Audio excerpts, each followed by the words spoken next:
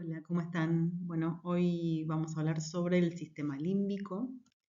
Sobre este sistema vamos a hablar un poco de cómo está conformado, ¿sí? Nos vamos a detener sobre todo en la macroscopía, es donde lo voy a ir a encontrar, en qué estructuras forman parte del sistema límbico, entonces lo vamos a dividir en estos núcleos corticales, subcorticales y los haces que están comunicando estas estructuras. Y después vamos a dar un ejemplo de cómo funciona durante el trabajo de parto. Para comenzar a hablar vamos a definir lo que es el sistema límbico y recibe este nombre justamente por encontrarse en el borde de la corteza cerebral, en el limbo entre el telencéfalo y el diencéfalo, ¿sí?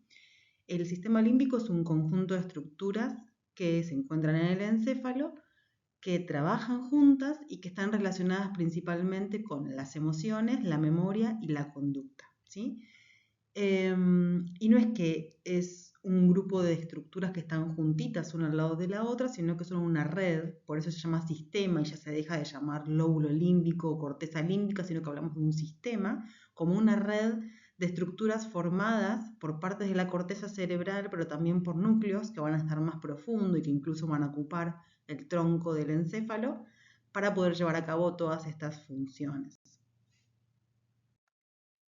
Entonces, como breve, como un cuadrito, si se quiere, para poder entender qué estructuras forman parte de ella, lo podemos dividir en estructuras de sustancia gris y haces, ¿no? Sustancia blanca. Las estructuras de sustancia gris las vamos a dividir en una zona cortical, o sea, aquellos que están en la corteza, esos núcleos que están en la corteza, y una zona subcortical, que son los núcleos que obviamente van a estar por fuera de la corteza, ¿bien? Que van a estar como incrustados dentro de la sustancia blanca del encéfalo. Dentro de estos núcleos corticales vamos a encontrar el giro. Cuando hablamos de giro es sinónimo de circunvolución, ¿sí? El giro del cíngulo, el giro parahipocampal, la formación del hipocampo y el área septal.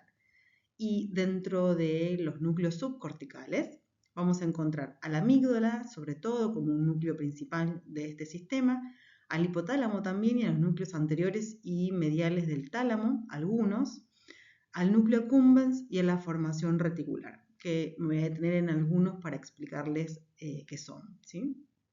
Y dentro de la sustancia blanca, dentro de estas fibras que comunican estructuras de sustancia gris, tenemos principalmente, entre otras, el haz mamilotalámico y el haz que forma el trígono fornix.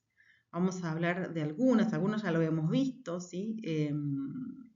Cuando dividimos las circunvoluciones dentro de la corteza o cuando hablamos del hipotálamo y el tálamo diencéfalo. No voy a retomar sobre esos temas, pero vamos a darle un poquito más de tiempo para explicar a las otras estructuras. Bueno, vamos a ver un poco entonces dónde podemos ubicar estas estructuras que forman parte del sistema límbico en estas imágenes, ¿no? Como su, su ubicación, digamos. Bueno, en este que es un corte sagital, una vista medial de un corte sagital del encéfalo, donde esto es rostral, ¿sí? Esta parte es dorsal, esto es ventral, esto es caudal. Vamos a ver que estas estructuras que nombré recién, formando parte de este sistema, vamos a encontrar, por ejemplo, el giro o la circunvolución del cíngulo o pericallosa. Giro y circunvolución es lo mismo. Estamos hablando de la corteza, ¿sí? Estos núcleos corticales que van a formar las diferentes circunvoluciones. Esto creo que quedó claro. Hablamos en el práctico sobre esta división de la corteza, que habíamos dicho, por ejemplo, el giro postcentral, precentral, temporal medio, etc. Creo que quedó claro que eso está a nivel de la corteza, ¿no? No es que abarca todo lo que está en su profundidad. Bueno, una de estas cortezas, estos giros que forman parte de este sistema, es este, que es el giro del cíngulo, que lo que hace particularmente estos núcleos corticales, lo que van a hacer es asociar lo que vemos, lo que escuchamos y la parte táctil espacial, ¿no? Y es capaz de, o está claro como de imaginar escenas o de imaginar experiencias. Por ejemplo, si uno está leyendo un cuento, en la mente uno recrea esa escena de lo que está leyendo, ¿no? Lo imagina. Bueno, parte de esta imaginación, de esta escena, se hace cargo esta corteza, ¿no? Este giro. Después vamos a encontrar también la subcallosa, el giro subcalloso que se encuentra a esta altura, ¿bien? Parte de la corteza del lóbulo de la ínsula, ese lóbulo que está como escondidito, que da como, por supuesto, participa en las respuestas emocionales y también se encarga un poco como de evaluar el dolor, ¿no? Como asociarlo a un dolor que ya se experimentó y la característica emocional de ese dolor que se está experimentando en el momento, ¿bien? Después tenemos el núcleo accumbens. El núcleo accumbens es un núcleo que está en el septum pellucidum.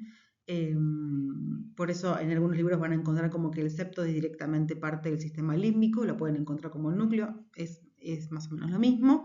Este núcleo, el septum pellucidum está acá, ¿no? Como este tabique que se encuentra de sustancia gris que se encuentra entre los ventrículos laterales de ambos hemisferios. Y está asociado a la liberación de dopamina, ¿no? Como esta sustancia que nos causa placer. Y después también acá podemos observar, obviamente, que forma parte de esto algunos núcleos del tálamo, sobre todo los anteriores y algunos mediales, y el hipotálamo, ¿sí? Que está ahí a esa altura. ¿Qué hace el hipotálamo? Ya vimos que el hipotálamo es como un poco el jefe del sistema nervioso y que ejercía un poco la función sobre la hipófisis, sobre la liberación o no de las hormonas, sobre el sistema nervioso autónomo y sobre el sistema límbico. Bueno, sobre este último sistema lo que hace el hipotálamo es generar o activar respuestas físicas frente a una emoción. Por ejemplo, si la emoción es el miedo, tenemos taquicardia, ¿no? Como expresa en el cuerpo una respuesta que está asociada a la emoción que estamos sintiendo en ese momento. Y que esa emoción puede ser por algo real o por algo imaginario, ¿sí? Como por ejemplo un ataque de ansiedad. Yo siento en el cuerpo los síntomas característicos y eso es algo que es como construido en nuestra cabeza, ¿sí? Bien. Vamos a pasar entonces a la próxima. Y me detengo en este núcleo, que es de los más importantes, que forma parte del sistema límbico, que es la amígdala o núcleo amigdalino, es lo mismo. Este núcleo se encuentra a este nivel, ¿sí? En este dibujo, o sea, enfrente como del asta temporal del ventrículo lateral que se encuentra a nivel del lóbulo temporal, ¿sí? Obviamente. Y es esta pelotita verde, amígdala viene de almendra, como por su forma, ¿sí? Y se encuentra como en la punta de la cola del núcleo caudado, ¿sí? Este es el núcleo caudado y finaliza en esta pelotita, a cada lado, por supuesto, que es la amígdala. Y la amígdala está asociada a la emoción del miedo, sobre todo, en la mirada de la ira, en la mirada de terror y generando respuestas emocionales que son intensas, ¿sí? Y de esas emociones más intensas, el miedo parte mucho de este núcleo, de la amígdala. Y después como haces principales que les había comentado al principio, tenemos dos, entre otros, ¿no? Después en algún libro van a leer como todo el circuito de Papez, que fue quien descubrió como un primer circuito de conexión del sistema límbico. No hace falta para este momento que eso lo aprendan, pero hay otros haces, pero principalmente estos dos, que son el haz mamilotalámico y el otro haz que es lo que ya conocemos, que se llama fornix o trígono, ¿sí? Y para que vean bien, acá hay un corte sagital, ¿no? Un poquito más profundo para poder encontrar en este dibujo estos haces. Y tenemos el haz mamilotalámico y como su nombre le indica, lo que conecta este haz son los tubérculos mamilares, que son parte del hipotálamo, con el tálamo, ¿sí? Y acá lo vemos, el tubérculo mamilar, y nace este haz que va a finalizar acá, que está el tálamo, ¿bien? Y después tenemos el trígono fornix, que es esta estructura de sustancia blanca que hasta ahora solamente nosotros veíamos esta parte, ¿sí? Por eso está más clarita que el resto, porque está oculto. Y el trígono lo que hace es conectar los tubérculos mamilares, o sea, va a venir así, ¿no? Como si fuese mis manos y mis uñas serían los tubérculos mamilares. El trígono hace este movimiento y se abre hacia atrás, que sería hasta la formación del hipocampo, que serían mis dedos pulgares. Entonces, sería esta parte, ¿no? Como mis uñas pintadas, los tubérculos mamilares, mis dedos índices y toda la vueltita que hace hasta el dedo gordo, sería toda esta parte del trígono, y finaliza en la estructura del hipocampo, ¿no? Entonces es como que hay dos estructuras pegadas en el centro. como lo vemos acá, del tubérculo mamilar, el trígono hace todo este recorrido, viene en relación más ventral respecto del cuerpo calloso y se mete luego en el lóbulo temporal, ¿sí? Sobre todo en la parte de la circunvolución temporal medial, donde va a finalizar en el hipocampo, en la formación del hipocampo, que la vamos a ver ahora. El hipocampo viene su nombre a su parecido, ¿no? En cuando pudieron retirar el hipocampo, que es esta estructura de acá, es como un parecido a un caballito de mar, y de ahí surge su nombre, ¿no? Y lo que tiene de particular esta organización, que es esta parte que encontramos acá, bien profunda, como yo les decía antes, ¿no? No es, el hipocampo no es un núcleo cortical como la corteza que nosotros conocemos o que venimos estudiando, que es una corteza nueva, pues se llama neocórtex o neocorteza, que son las cortezas que tiene 6 capas neuronales, sino que el hipocampo está bien escondido al nivel de la circunvolución temporal media, pero es otro tipo de corteza, se llama arqueocorteza, que solamente tiene 3 capas, ¿sí? 3 capas de neuronas, a diferencia del resto que les comentaba recién. Entonces, la formación del hipocampo es una organización de células de 3 capas nada más, que son la base del proceso del aprendizaje, ¿sí? Lo que hace el hipocampo es permitir aprender datos nuevos y retenerlos por un periodo corto de tiempo. La corteza entorrinal, que es la que está como alrededor, que forma parte de todo este complejo del hipocampo, vendría a ser como la puerta de entrada y de salida del hipocampo, ¿bien? Entonces, a la corteza llega la información, ¿sí? ¿Qué información? Bueno, de la información sensitiva, de la audición, de la visión, la información táctil, toda la información llega a la corteza en definitiva, ¿sí? Entonces, esta información entra desde la corteza al hipocampo, atravesando esta corteza entorrinal, que es como esta puerta vaivén, ¿no? Puerta de entrada y de salida. En el hipocampo lo que hace esa información es que se consolida y después vuelve o no a la corteza como un recuerdo, ¿bien? Y ustedes van a ver que está muy relacionado el sistema límbico con el sistema olfatorio, ¿sí?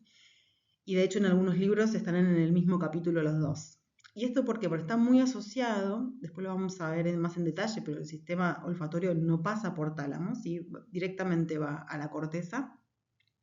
Y esta estructura está muy relacionada, no solo por ser como de lo más primario, ¿sí? Sobre todo muy desarrollado en los animales, sino que además está muy relacionado, en donde va a finalizar toda esa información, muy relacionado con el sistema límbico. Y de hecho, asociado también al hipocampo en este proceso de los recuerdos, ¿no? Esta parte fundamental que tiene de formar recuerdos, de retener datos y después poderlos formar como recuerdos o no, si eso tiene una relevancia. Y lo cual está muy asociado, esto les va a interesar como en la forma de estudiar, ¿no? Cuando nosotros estamos estudiando y queremos retener esos datos para transformarlos después en un recuerdo, que uno en momentos en el futuro los pueda evocar, o sea, volver a traer a la conciencia para poder decirlos, por ejemplo, en un examen, de esto mucho tiene que ver el hipocampo. Y se estudió que cuando esos recuerdos se pegan, ¿no? Cuando ese hipocampo está trabajando y se pegan a una emoción agradable, es mucho más fácil recordarlos después, ¿no? Ese recuerdo queda mucho más consolidado cuando está asociado a una emoción agradable que cuando no lo está asociado, ¿sí? Por ejemplo, muchas veces cuando uno está queriendo estudiar o empezando a hacer resúmenes, empezando a leer un tema, se puede colocar, por ejemplo, un olor que les guste, que les traiga una linda sensación. Algunos serán un olor más cítrico, otro más floral, otro más dulce, el que cada uno sienta agradable. Y cada vez que vuelva a estudiar sobre el tema, el olor está presente, entonces si ese olor lo tienen presente al momento de rendir un examen, esos recuerdos son mucho más fácilmente evocados, ¿no? Lo mismo pasa a veces con la música, ¿no? Sobre todo con la olfacción, pero a veces pasa con todo, cuando uno puede estudiar en un ambiente que le causa una buena sensación. Cuando uno estudia, por ejemplo, bajo presión, la sensación que está predominando ahí es la de ansiedad, ¿no? si pudiéramos dividirla como en señales buenas y malas, si fuese como tan simple, la pondríamos como dentro de la bolsa de las malas, entre comillas, menos amorosas, con lo cual el recuerdo no queda tan consolidado como si la sensación que lo acompañe es algo agradable, ¿sí? Bueno, esto como para tener en cuenta y para que vean que la anatomía sirve para la vida cotidiana. Y después tenemos la formación reticular. La formación reticular no es algo que nosotros vamos a poder encontrar puntualmente en un lugar, ¿no? Como algo macroscópico, como el tálamo, que yo digo así, el tálamo es este, no sé, no lo vamos a poder hacer, pero sí es importante saber para qué sirve porque la van a leer bastante, sobre todo cuando empecemos ahora a hablar del tronco del encéfalo. Entonces, la formación reticular, es una red de neuronas que es difusa, o sea, que no es que siguen un orden particular o están organizadas de una manera tal que uno pueda encontrarla, sino que es una red neuronal que es difusa y que la vamos a encontrar, como está en esta imagen pintada como de rojo, la vamos a encontrar en el centro del tronco del encéfalo, o sea, ocupando espacio dentro del mesencéfalo, protuberancia y bulbo raquídeo, ¿sí? Es un sistema que funciona como si fuese la tecla de la luz, como que enciende el cerebro, ¿no? Como ayuda como a mantener alerta. Y además, una de las funciones principales que tiene es como determinar lo que va a llegar a la corteza y lo que no. O sea, no todo lo que nosotros percibimos con nuestros sentidos llega a la conciencia, ¿no? De hecho, estamos vestidos y no tenemos en la conciencia respecto, como por ejemplo del tacto, toda la ropa que tenemos pegada al cuerpo. Se hace consciente cuando por ahí hay una etiqueta que nos molesta, ¿no? Pero en general uno se pone ropa y está tan acostumbrado a vestirse que no siente el peso de la ropa o el roce de la ropa en la piel. Sería muy molesto convivir con todo lo que percibimos todo el tiempo en la conciencia. Entonces lo que hace la formación reticular es justamente seleccionar lo importante para que llegue a la conciencia y descartar lo que no le parece relevante, ¿sí? Por ejemplo, no sé, estamos en el práctico y cada uno en su mesa, aunque hay un bochinche en que todo el aula es muy ruidosa, ustedes solamente o están como concentrados y tienen en la conciencia lo que está diciendo su docente, lo que está hablando o explicando su docente, ¿sí? Entonces, lo que hace ahí la formación reticular es como empezar a correr toda esta información que en este momento no me hace falta tener en la conciencia y solamente destacar lo que sí es importante para ese momento, ¿bien? Y trabaja, digamos, esas neuronas con todas las relaciones que tienen importante, ¿no? Como, por ejemplo, todas estas relaciones que va a tener a lo largo de todo el encéfalo y con las distintas partes de la corteza cerebral, es actuar sobre ver cómo las emociones afectan al estado de alerta que tenemos, ¿sí? Entonces, para darle como un final a esto, me parece importante ver como estas dos imágenes, ¿sí? Que son imágenes que seguramente se van a encontrar en el camino de sus prácticas hospitalarias y después. Y si yo tuviera la oportunidad de hablar con todos los que están viendo ahora la clase y preguntarles cuál es la emoción que sienten que le invade a la persona que está pariendo, en este caso ella y acá, ¿sí? Bueno, yo me animo a decir que, por un lado, en este lugar donde está acostada en un plano diferente de poder, ¿no? Donde ella está mucho más vulnerable, exponiendo sus genitales a un montón de personas que no conoce, las personas todas tapadas, la luz que se llama la cialítica, ¿no? Con esa luz brillante que acá no se ve, pero está directamente apuntando sobre sus genitales, expuestas para que los demás hagan sobre ella. No se ve que esté acompañada por nadie, ¿sí? No es un ambiente frío, no es un ambiente hogareño. Por el contrario, acá hay más intimidad, ¿no? Está acompañada de una persona de sus vínculos afectivos, está con su ropa, ¿no? A diferencia del otro que se despoja incluso de la ropa y se le pone una bata. Está acompañada por una sola persona que le muestra su cara, que puede entablar una conversación, no hay una luz brillante que apunte, sus genitales no están expuestos al resto de las personas y miles de etcéteras.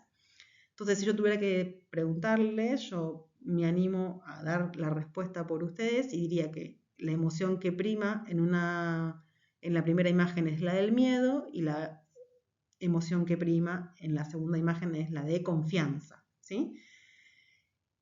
Y bueno, y justamente, ¿qué tiene que ver esto con el sistema límbico? Bueno, la verdad que tiene que ver mucho, ¿sí? El sistema límbico procesa las emociones, todas las emociones, la emoción del miedo, de la seguridad, de la confianza, y se conecta, como dijimos, con el hipotálamo. Y si recordamos, el hipotálamo es el que regula hormonas clave, pero es el que se sintetiza y hace liberar a la oxitocina, que va a ser, entre otras muchas funciones, en este caso particular, la que genera las contracciones para poder avanzar durante el trabajo de parto. ¿Bien? Suele pasar que, ya lo van a ver, que una persona empieza su trabajo de parto en su casa y si su deseo después es parir en una institución, se acerca a la institución, llega, por ejemplo, no sé, con 7 centímetros, pero se frenan las contracciones. Ese cambio de ambiente, de pasar de un lugar hogareño a un lugar que no conoce, hace que su trabajo de parto se frene por un momento, ¿sí?